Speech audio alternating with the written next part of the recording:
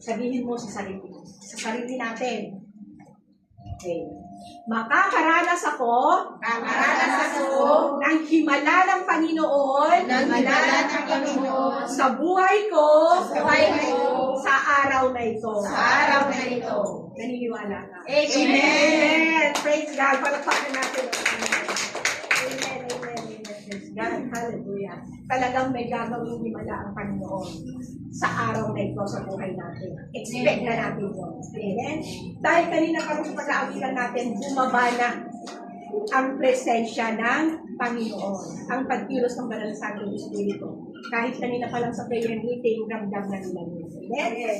Kaya narito siya ngayon at handa nang gumawa ng himala ang ating Panginoon sa araw na ito. Ang tanong, kung handa ka ba? Amen. Parang konti lang yung handa. Handa ka ba? Amen. Gagawin himala ang Panginoon sa buhay mo sa araw na ito. Amen. Praise God. Hallelujah. Muli nga po nating palakpakan ng Panginoon.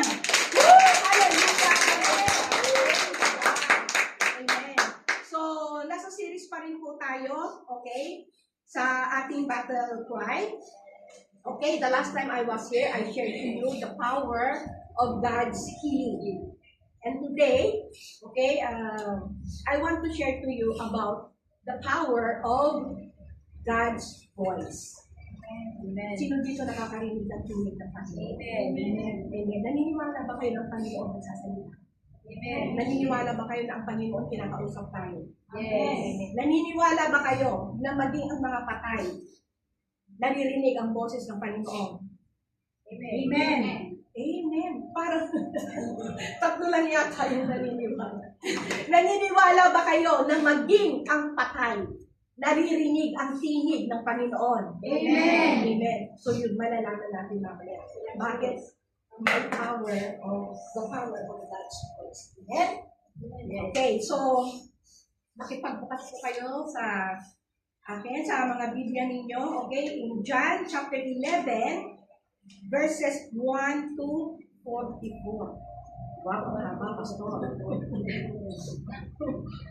John chapter 11, verses 1 to 44. Actually, mahaba po itong verse na ito. Kaya ikukwento ko na lang po sa inyo. And alam ko na marami sa inyo alam na ang tungkol sa verse na ito. Amen? Okay, so kaya sabi ko medyo mahaba ito, ikukwento ko na lang sa inyo para hindi tayo masyadong matagalan. Okay, this story is about the story of Lazarus. Sino dito nakakakilala kay Lazarus? Amen. Parang dito lang yata kilala si Lazarus. Hindi kilala si Lazarus. Okay, makikilala ninyo kung sino si Lazarus. Okay? Siya po yung kapatid ni Mary at ni Martha. Okay, sila yung tatlong magkakapatid. Si Maria, si Martha, at si Lazarus. Okay? At na taga Betania, doon sila naninirahan. At sila yung matalik na kaibigan ng ating Panginoong Jesus. Amen. At very close sila sa isa't isa. Amen. So ngayon siguro unti-unti, word. Alam ko na kung sino si Lazarus. Okay? At alam niyo ba, na hindi lang sila very close to each other.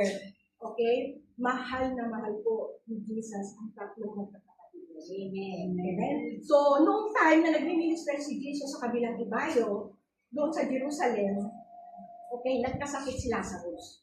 Okay? At sinabihan ng dalawang kapatid ni Lazarus si Jesus. Sinabi nila na puntahan si Lazarus dahil may sakit siya. Okay? Pero, that time, hindi pa nagpunta si Jesus. Okay? Nagpatuloy siya sa pag-minister niya.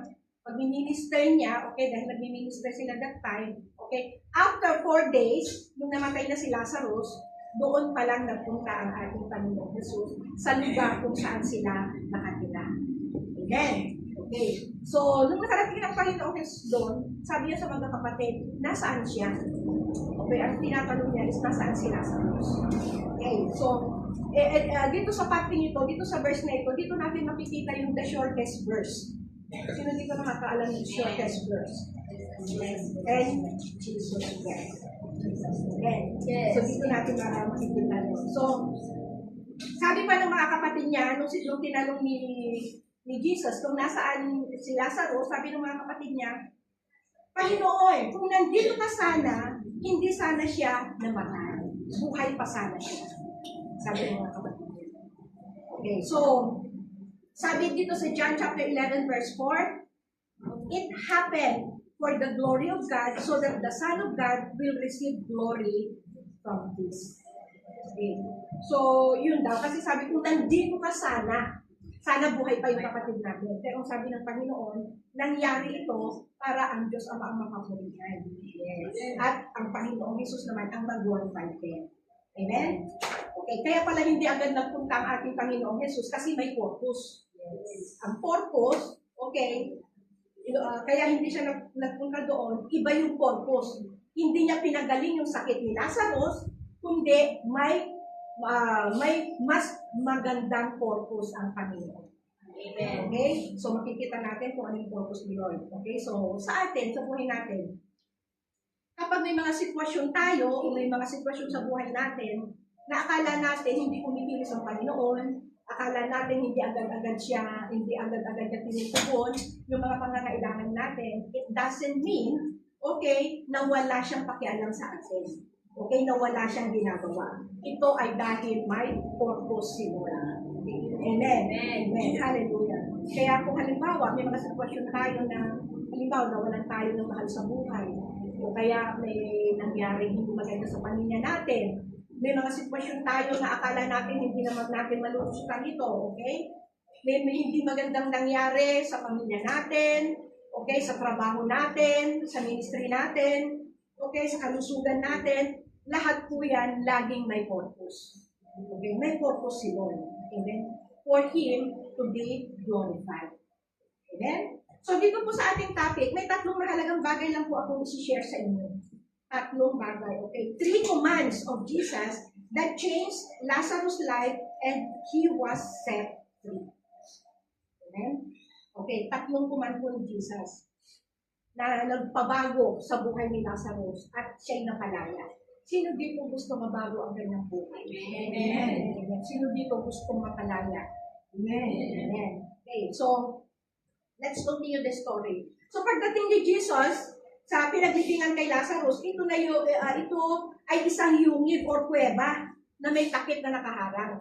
Okay, ito yung parang pinagbibingan din kay Jesus, di ba yung cave, tapos may patong nakaharang. Ganon din po yung pinagbibingan kay Lazarus. Okay? May batong malaki na nakaharang. Okay, first command ni Jesus. John chapter 11 verse 39. Jesus said, take away the stone. Okay? Sa Tagalog, sabi niya, alisin ang bato. And then yun yung first command ng ating Panginoon. Okay? Tanggalin ninyo ang batong yan na nasa pintuan ng kuweba. Okay? Alam niyo, noon po kasi, doon sa Old Testament, kapag may namamatay, hindi po nila inililibing, hinihintay sa ilalim ng lupa. Nilalagay po sila sa mga kuweba at sinasarhan ng bato. Okay? So, ganun po yung sitwasyon ni Lazarus. Nandoon siya sa loob ng kuweba at may nakatakip na bato. At ang sabi ng Panginoon, take away the stone. Alisin ninyo ang bato. Okay? Hallelujah. Okay, kung napapansin po natin, kapag nagbabasa tayo ng ating mga Biblia, okay, si Jesus, bago siya gumawa ng miracle, inaalis niya lahat ng hadlang. Inaalis niya lahat yung mga walang pananampalataya, lahat ng, halimbawa, lahat ng mga humahadlang na hindi siya makapag-perform ng miracle. Inaalis niya lahat yun. At dito sa topic natin today, inihahalin tulad natin yung buhay natin dito sa sitwasyon ni Lazarus.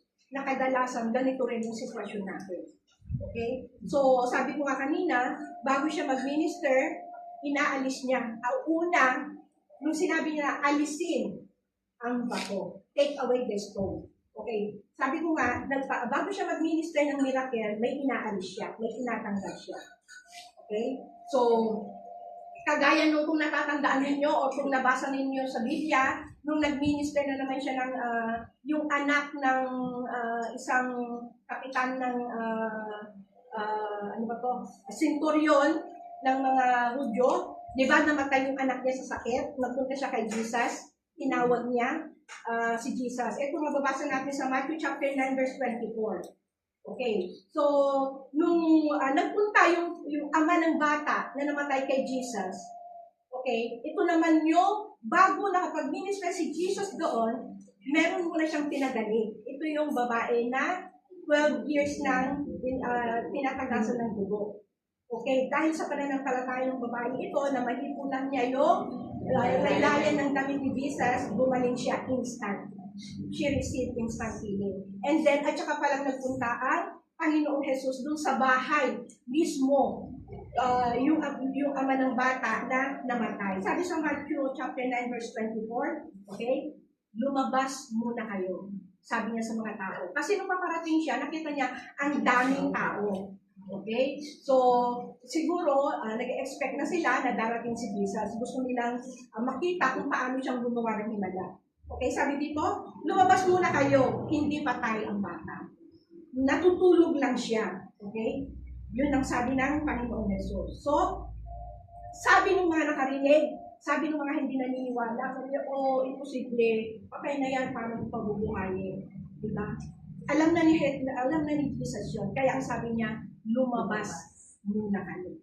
Sabi niya ganun. Okay? So, sino dito ang hindi naniniwala? Baka pwede nang lumabas. Siguro, patay na, imposible naman. Okay? Ibig sabihin nun, hindi tayo naniniwala. Okay? So, alam ko naman, walang lalabas kahit isa dito. Dahil naniniwala tayo na sa araw na ito, may gagawing himala si Lord sa lugar na ito sa buhay natin. Amen. Praise God. Hallelujah. Di ba? Na may gagawing himala si Lord. Okay? Okay, sabi dito sa Matthew chapter 9 verse 25, so ang ginawa ni Jesus nang lumabas na ang mga taong hindi naniniwala sa paggagawa niyang himala.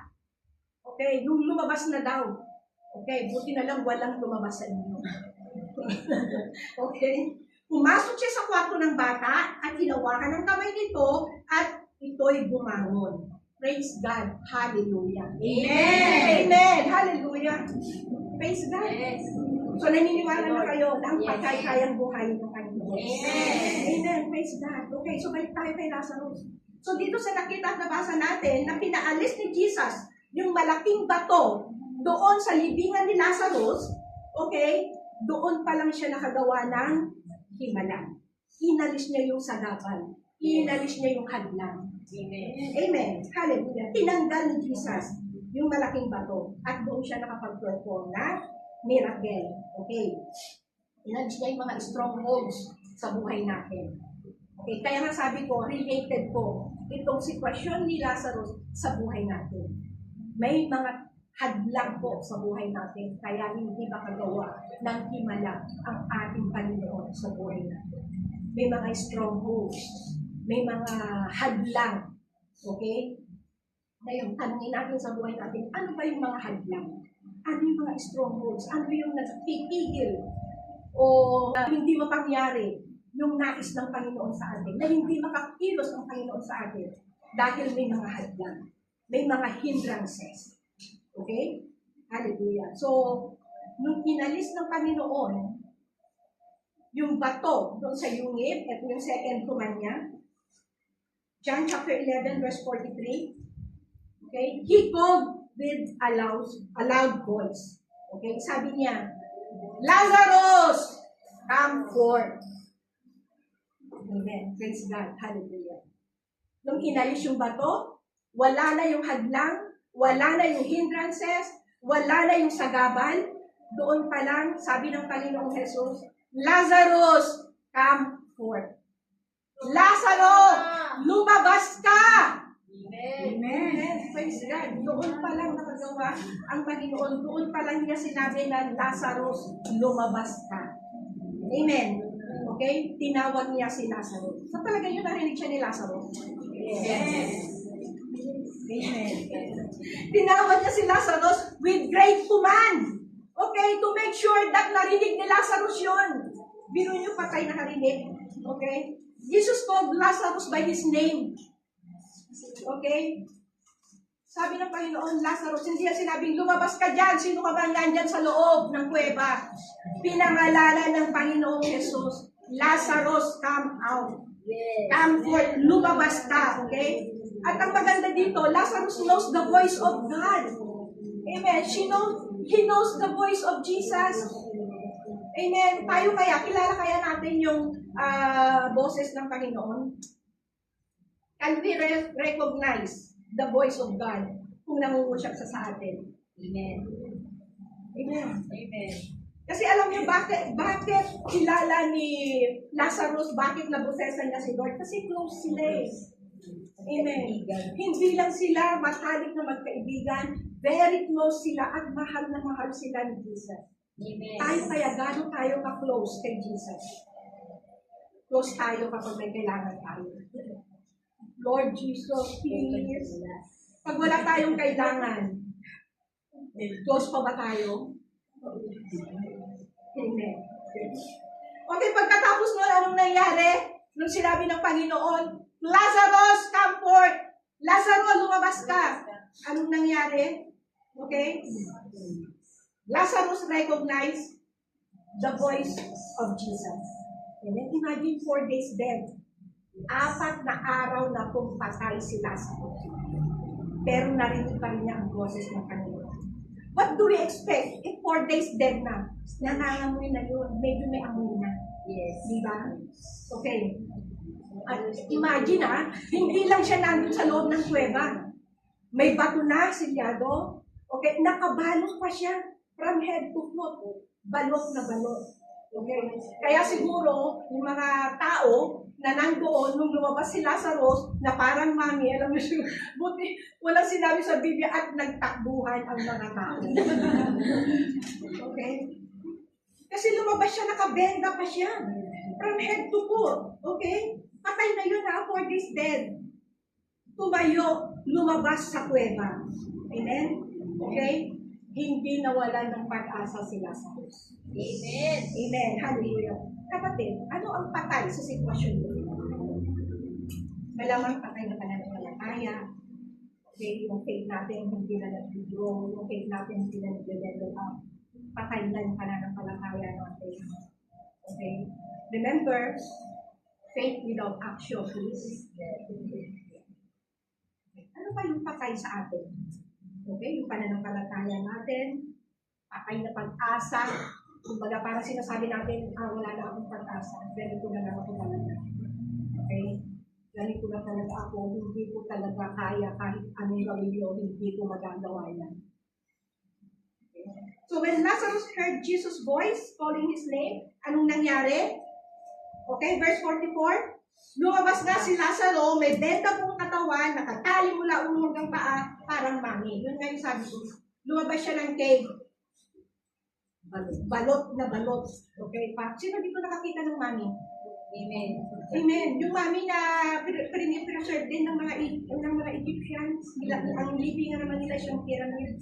Okay, ganun po ang itsura ni Lazarus. Okay? Kasi alam nyo, yun po yung noon po doon sa unang panahon, ang ginagamit kasi nila sa mga patay, ito yung meron din silang ina-apply sa katawan ng patay. Okay, kung ano-ano yung pinapahid. And then, binabalot sila ng tela.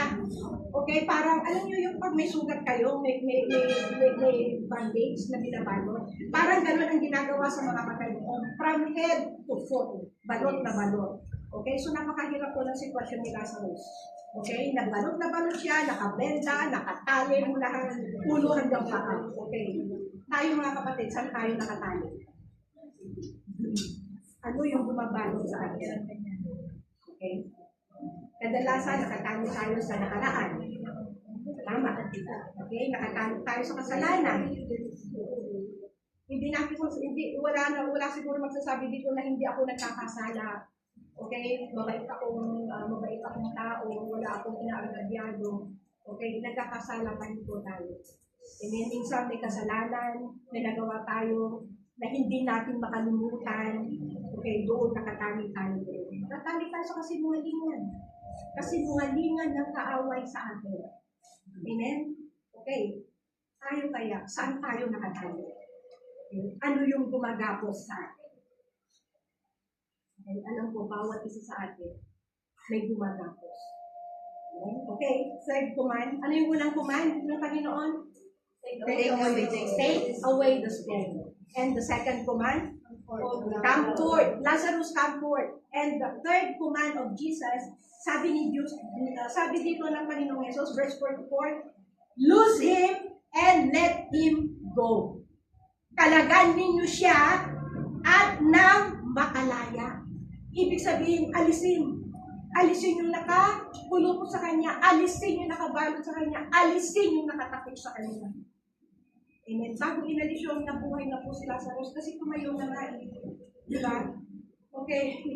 Tumayo na si Lazarus. Okay, kapatid, ano yung nakatabi sa atin? Yung nga yung tanong ko, ano yung nakabalot sa atin? Ano yung mga bagay na hindi natin maalis? Okay? Just like Lazarus, God is also looking for us. Amen. Okay? Alam niyo sa totoo lang, maraming Lazarus dito sa loob ng lugar na ito. Baka halos lahat tayo Lazarus. Katulad tayo ng Lazarus. Walang isip. Lahat tayo may pinagdadaanan. Lahat tayo may, kumbaga may mga bandages pa sa atin na hindi pa natin makalag. Okay? But this day, today, God is calling us. Amen. Tinatawag tayo ng Panginoon. At may plano, may magandang plano si Lord sa atin. Amen. So, anong nangyari? Lazarus came back to life. Yeah. From 4 days dead to life. Nabuhay po si Lazarus. Amen. Amen. Praise God. Hallelujah. So, maraming tao ang namangha sa nakitang himala na ginawa ng Panginoong Jesus sa buhay ni Lazarus. Amen? Kaya pala hindi agad siya pinagaling. Di ba? Kumbaga, buti na lang wala pang cellphone noon, siguro nag-message sila, Jesus, pumunta ka, sit lang, bakit kaya wala pa hanggang ngayon? Di ba? Nagpasabi na po yung mga kapatid ni Lazaro na kay Jesus na may sakit ang kaibigan niya. May sakit ang kapatid namin. Pero hinintay pa ni Lord ang 4 days bago siya nagpunta. Okay? So ito nga po yung ito yung purpose. Amen? Para ipakita ng Panginoon na hindi lang niya kayang magpagaling, kundi kaya pa ng Panginoon na magbuhay ng patay. Yes. Amen. Kaya kung ano man yung mga sitwasyon natin ngayon, na sinasabi natin na patay na, wala nang pag-asa, wala na akong magagawa, hanggang dito na lang ako, kayang-kaya ko na buhayin, biglang buhay ng Panginoon. Amen. Amen. Amen. Praise God. Hallelujah. Hallelujah. Kaya sabi pa dito sa John chapter 11, verse 42, sabi ni Jesus, okay, makinig, sabi ni Jesus, kaya ko ginawa ito dahil sa mga taong nasa paligid ko upang maniwala sila, okay, upang maniwala sila na ikaw, Ama, ang nagsugo sa akin. Okay? Jesus did this for God's glory and for Him to be glorified. Amen. Amen. Ginawa ng Panginoon yun upang mapapurihan ang ating Ama. At gagawin din ng Panginoon yun anuman yung sitwasyon nyo ngayon na patay na upang mapapurihan ang Amang nasa langit. Amen. At ang ating Panginoon. Amen? Amen. Hallelujah. Kaya nga sabi ko, Lazarus' situation is the same with our situation. Amen? Nakakulong tayo sa kuweba. Okay? Nakagapos tayo. May mga balakid, may mga hindrances sa buhay natin. Pero lahat po yun, okay, inalis lahat ng Panginoon. Hindi lang inalis, binuhay pa. Amen. Hallelujah, praise God. Ito yung sitwasyon, okay, ito yung sitwasyon ni Lazarus na magpapatunay that God or the Lord can really save us. The Lord can set us free. Yes. The Lord can bring us from darkness to light. Yes. Amen. Praise God. Hallelujah. Hallelujah. Hallelujah. So maging tayo man, hindi man literal na nasa loob tayo ng kuweba, nakulong tayo sa kuweba. Nakakulong tayo sa ating mga nakaraan. Amen. Yes. Na may mga hindrances, may mga strongholds, okay, may mga balakid, okay. Okay? At hindi lang yun, nakatali pa tayo, nakagapos pa tayo. Kung titignan natin, wala na talagang pag-asa. Walang pag-asa. There is no hope. But because of God's voice, what happened? Okay, lahat yun nawala. Lahat yun inalis ng Panginoon. Amen? Hallelujah. Kasi, minsan kasi, yun yung gumagapo sa atin eh. Doon tayo, yun yung strongholds natin na kaya hindi tayo maka-march forward. Hindi tayo maka-move on. Bakit? Kasi ipinapaalala ng kaaway sa atin mga nakaraan natin, lahat ng mga hindi magandang bagay na nagawa sa atin, o naranasan natin, yun yung isinisiksik ng kaaway sa isip natin, hindi tayo makapag-move on. Amen? Tayo naging alipin, okay, ng ating nakaraan. Amen. Tapos na po, wala na pong beer, Kuya Eddie. Tapos na po yung nakaraan. Amen. Tapos na po yun. Let's look. We are now looking forward to our futures. Kasi may ginawa na ang Panginoon. Amen. Hallelujah. Praise God. Okay? God here, God is calling, God here, the call of His call to Lazarus. Narinig ni Lazarus yung tawag ng Panginoon sa kanya. Amen. At sa araw na ito, sa oras na ito, tinatawag din po tayo ng Panginoon. Sinasabi ng Panginoon sa atin, okay, as she called Lazarus, Lazarus, come forth. Okay, ganun din ang tinatawag din tayo ng Panginoon.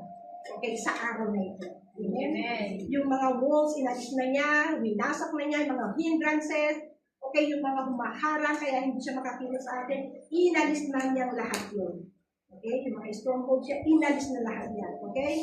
Amen. Okay. So ano man, kung meron pa mang humahadlang sa inyo, sa atin, sa bawat isa sa atin, okay, kasama ako dyan, okay, inalis na po na naman. Amen. Amen. Lord. And God is calling our name.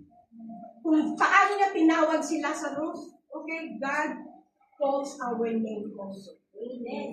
Amen. God knows you. God knows me. God knows. Alam ng Panginoon yung pangalan ko. Ako si Evelyn. Okay, ilagay na natin yung kamay natin sa puso natin at sabihin natin yung pangalan natin. Okay, ako si Evelyn. Narinig ba ng Panginoon yan? Amen. Hindi man narinig ng Panginoon, hindi man kayo nagsalita, kilala tayo ng Panginoon. Yes. Kahit hindi mo sinabi ang pangalan mo, kahit hindi mo kayang bibili mo, kilala tayo. Yes. Amen. And He calls us by our name. Yes. Tinatawag tayo ng Panginoon. Amen. Hallelujah. Hallelujah. Tinatawag niya tayo. Sinasabi niya, okay, lumabas ka na dyan sa kuweba mo. Lazarus, come forth. Okay? Evelyn, come forth. Lumabas ka na. Okay, Faith, come forth. Lumabas ka na sa kuwebang yan. Amen. Amen. Praise God. Hallelujah. Gaano ka nakatagal sa kuweba na yan, kapatid? Gaano na? Alam niyo si Lazarus, 4 days lang. 4 days lang siya nagtagal doon. How about tayo? Gaano na tayo katagal sa kuweba na yon? Okay? Doon sa mga nangyayari sa atin na hindi natin makalimutan, na nandun tayo sa loob ng mga pangyayari yun, nandun tayo sa loob ng sitwasyon na yun. Okay? But when God calls Lazarus obeyed the commands of God. Come forth, lumabas ka. Hindi sinabi nila, ayoko Lord, di ko na lang ako usulan ng dito, Lord. Hindi lumabas siya, bakit? Why? Sino ba naman? Gusto ba ninyo? Sino gusto yung nakatali ka na, nakakulong ka pa sa kuweba? Wala, hindi ba? Walang may gusto mo. Gusto natin malaya tayo. Yes. Amen. Amen. Hallelujah. Hallelujah. So minsan nakakulong tayo sa kuweba. Literally sa loob ng kuweba. Nakakulong tayo minsan sa ating kaisipan. Yung isip natin, minsan ang iniisip natin, mahirap ako. Wala akong magagawa. Okay? Doon tayo nakakulong. Ganito na talaga ako. Wala nang mangyayari pa sa sitwasyon ko. doon tayo nakakulong. Nakakulong tayo sa ating isipan. Yung mga negatibong naiisip natin, doon tayo nakakulong. Hindi ko na talaga kaya, wala na talaga ako magagawa. Ganito na talaga kami kahirap. Doon tayo nakakulong. Pero sa araw na ito, sinasabi ng Panginoon, come out of that cave. Yes. Lumabas na tayo sa kuweba na yan. Amen. Amen. Praise God. Hallelujah. God is calling us today, mga kapatid. Tinatawag tayo ng Panginoon. Naririnig niyo ba yung boses ng Panginoon? Sinasabi niya, come forth. Lumabas na kayo dyan. Amen. Hallelujah. Praise God. Amen. Minsan, nakakulong din tayo doon sa mga nagawa ng tao sa atin. Yung mga taong nakasakit sa atin. Amen. Na hanggang ngayon hindi natin mapatawad. Mga tao na nanloko sa atin, kadalasan pamilya pa natin, kadalasan yung mga taong nalapit sa atin, niloko tayo, sinaktan tayo, okay? Ninakaw, o ninakaw yung mga ari-arian natin, ninakaw yung mga lupain natin, ninakaw yung mga savings natin o anumang yung nagawa ng mga tao na yan. Actually, alam nyo, ang pinakamasakit, yung kung sino yung malapit sa'yo, yun pa yung gagawa sa'yo nang hindi ka nais-nais ng masama. Amen. Doon, hindi natin makalimutan yun. Nakakulong tayo doon. Yung isipan natin nandoon. We are just like Lazarus inside the grave. But now, God is calling us. I repeat, come forth, lumabas na tayo diyan sa kuweba na yan, sa sitwasyon. Amen. Amen? Amen. Praise God. Hallelujah. Okay. Dahil, alam nyo, minsan kasi, nature na natin yung hindi ko muna siya mapapatawad ngayon dahil sobrang sakit. Pero Lord, papatawarin mo rin siya pagdating na pagdating ng panahon. How can God minister miracle kung there is something, kung meron pang bara, meron pang strongholds, meron pang nasa puso natin na hindi pagpapatawad? God cannot perform miracles. Yes. Hindi makakakilos ang Panginoon sa buhay natin. Amen. Kaya kung sa araw na ito, kung meron pa tayong mga tao na hindi natin napapatawad, magpatawad na tayo para maranasan natin yung himala ng Panginoon. Amen. Amen. Hallelujah. Hallelujah. Amen. Praise God. Minsan, may nagawa tayong kahihiyan or may nagpahiya sa atin. Minsan yun rin yung andito sa dibdib natin na kapag naaalala natin, ang sakit-sakit. Yun nga yung sabi ko, hindi tayo makamove on, hindi tayo makapag-march forward. Dahil there is something in our heart. May strongholds sa puso natin. God cannot perform miracles if there is something in our heart. Amen? Amen. So let's check our heart today. God is calling us today. Amen. Amen? Hallelujah. Yun kasi yung mga hindrances, yun yung kumbaga pumipigil sa atin na hindi makakilos ang Panginoon sa atin. Amen? Or sometimes maybe meron yung gender confusion, yung hindi natin alam kung ano ba talaga ako, sino ba talaga ako. Okay? Yung hindi tayo sigurado kung sino tayo.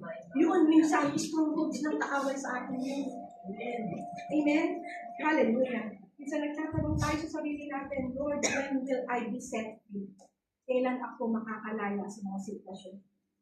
Si Lazarus po pinalaya. So sa araw na ito, palalayain din tayo. Amen? Amen? Amen. Praise God. Hallelujah. So ngayon, Panginoon, tinatawag tayo. Ngayon, Panginoon. Ngayon, ang Panginoon, tinatawag po tayo. Amen. Sa anumang sitwasyon meron tayo, tinatawag niya yung mismong pangalan natin. Amen. To come out. Come forth. Lumabas na po tayo sa mga kuweba na yan. Okay? At isa pa, huwag nating angkinin yung mga nililabel ng tao sa atin. Minsan kasi may mga tao na nagsasabi na, mahirap ka, wala kang alam, hindi mo kaya yan. Tayo naman tinatanggap natin, oo, totoo yung sinasabi ko, ganito na talaga ako, wala nang pag-asa. Okay? Nag-a-agree pa tayo. Okay? So, alisin na po natin yun. Inalis na po sa atin yan ng Panginoon. Huwag na nating isipin yan. Amen. Okay? At huwag nating tanggapin yung mga negative things. Okay? Na itinatanim ng kaaway sa atin. Those are lies. Those are bondage. Yan po yung gumagapos sa atin. Kaya minsan, andun yung time na kumbaga parang hindi natin magawa yung gustong ipagawa sa atin ng Panginoon. Dahil minsan andun pa yung takot natin, andun yung minsan hindi natin alam kung makakaya ba natin. Okay? Minsan kinikim din natin yung halimbawa may naka-offend sa'yo, naka-offend sa atin. Okay, kinikim pa rin natin yun. Pero sa araw na ito, papalayain tayo ng Panginoon sa mga sitwasyon. Amen. Hallelujah. Like Lazarus has a second life. May pangalawang buhay po si Lazarus. Amen. From death to life. At ang Panginoon, there is a second chance sa buhay natin. Amen. Hindi lang second chance, third chance, fourth chance, fifth chance. Okay, hindi magsasawa ang Panginoon na bigyan tayo ng mga chances hanggang matanggap natin. Okay, na tayo'y pinagpala niya. Amen. Amen. Hallelujah, praise God. Na tayo'y pinagpala na ng Panginoon. Okay, na pinalaya na niya. Amen. Hallelujah, God. So do not live in that cave. Huwag po tayong manatili sa kanya. That is not our destination. Cave is not our destination. Hindi dyan ang lugar para sa atin. Amen. Maganda ang lugar na binigay ng Panginoon sa atin. Our destination is in heaven. Amen. Amen. Hallelujah. Kaya huwag po tayong manatili sa kuweba na yan. Amen. Amen. Hallelujah. Dahil sa kuweba na yan, madilim. Walang